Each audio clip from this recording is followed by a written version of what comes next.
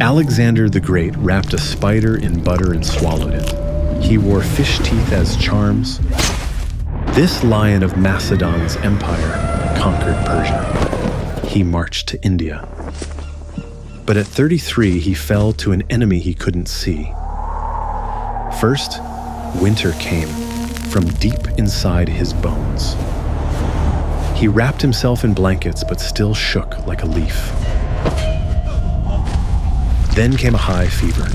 His forehead burned. His consciousness broke in a haze. Finally, he was drenched in sweat, as if just pulled from a river. That took the last of his strength. The killer was probably malaria.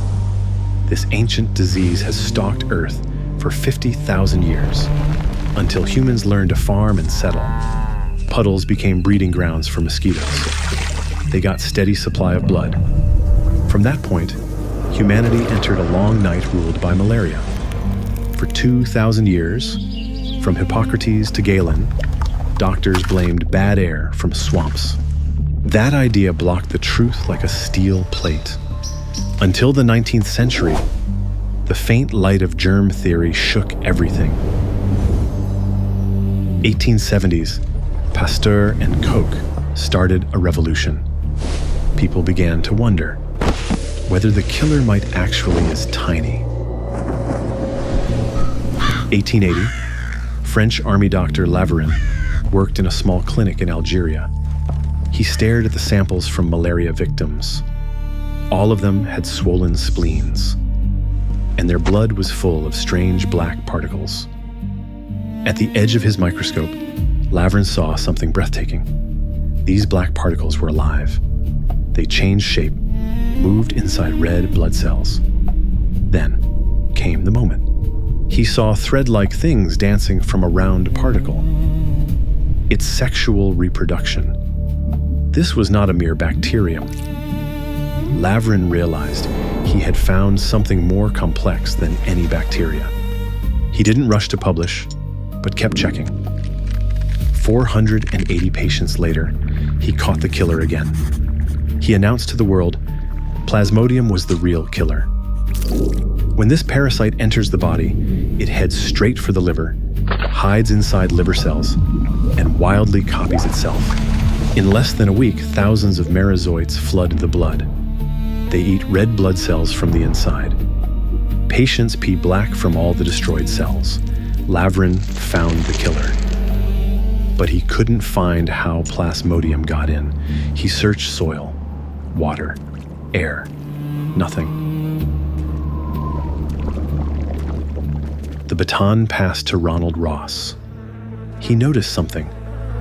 Where mosquitoes were thick, malaria was bad. He guessed maybe mosquitoes carry it. He ran careful experiments. He sorted mosquitoes by type. Gray ones, spotted ones, and patterned wings ones. He let them bite malaria patients. Then he cut them open and looked one by one. In gray ones' stomachs, empty. In spotted ones' stomachs, also empty. August 1897. A hot afternoon in India. Ross cut open a mosquito with patterned wings. On its stomach wall, he saw dark spots, egg sacs. Then he watched them burst. Long, thin things came out. They swam to the mosquito's saliva glands. The mystery was solved. Not bad air, not water. The killer is just tiny wings beating. Ross thus won the 1902 Nobel Prize. After that, humans embarked on a long-term fight against mosquitoes, until a chemical weapon called DDT emerged, attempting to break the wings of death. Before humans understood Plasmodium's code, nature had already given a clue. In Peru, Indians saw sick jaguars chewing a certain tree bark.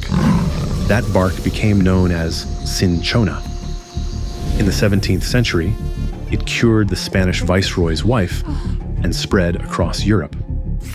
In 1820, two French chemists, Pelletier and Caventou, pulled a white crystal from the bark. They called it quinine. It gets inside the Plasmodium stomach, It locks up its detoxifying enzyme.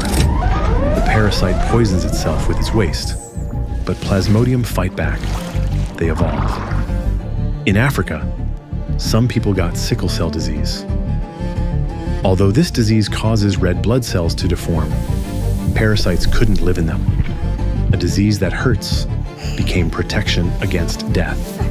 It's evolution's cruel trade-off.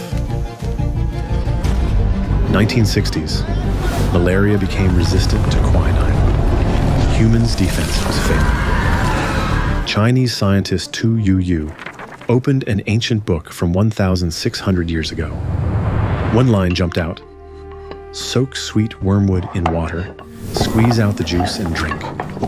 She realized heat destroys the active ingredient. She must use cold water. She followed the clue and found Artemisinin. Malaria parasites had never seen this molecule before. Artemisinin uses iron inside the parasite as a trigger, instantly releasing free radicals that blow the proteins of parasite apart from within. In 2015, Tu Youyou stood on the Nobel stage for this discovery. Then the 21st century, drug resistance cast its shadow again. Scientists pushed forward for new answers. One idea emerged: starvation therapy. They found the parasite's only glucose supply line, a protein called PFHT1. Block it, starve the parasite to death. It opened a new path for future drugs. But the fight isn't over. We were once prey in the jungle. Now we are hunters with microscopes. Against a killer that stalked us for 50,000 years, humans used everything: witchcraft, herbs, scalpels, microscopes, supercomputers. We left no stone unturned. That's how we defend life. Malaria parasites feeds inside our blood cells. We dig for truth through suffering. As long as we keep fighting, that ancient fever will end, locked away in history's oldest memory. Life trembles in the mud, but under the stars, it becomes immortal.